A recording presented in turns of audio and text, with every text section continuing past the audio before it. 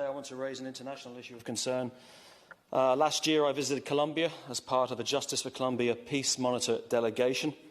I travelled extensively through the country and witnessed firsthand horrific stories of human rights abuses. I visited a small town called Cajibio in the Cauca region, and I met a young man, Jada Quintana, who was just 17 when I met him. At the beginning of this month, he was gunned down and murdered. A few minutes before he was murdered, a policeman came to check his ID, to check who he was, and then the right-wing paramilitaries arrived and gunned him down. He was a member of the Fuensalgro trade union, which has a relationship with the Unite Union here and in Britain. And just to put on the record that the most dangerous country in the world to be a member of a trade union is Colombia. They've been gunned down in their hundreds.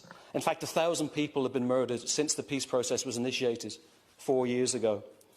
And the key problem, Cahilloch, is that the Colombian government is not implementing what was agreed at that time in terms of rural reform, in terms of justice, in terms of the National Commission for Security Guarantees.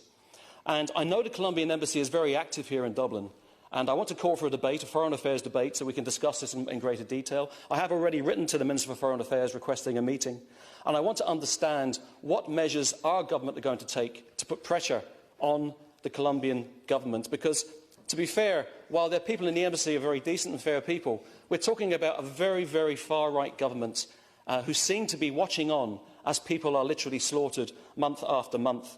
And we have to do what we can to ensure that people like Jada, murdered like so many in Colombia just for trying to build a better life for his family and his community, that something fundamentally is done by our government. We need to hear justice for the people of Colombia.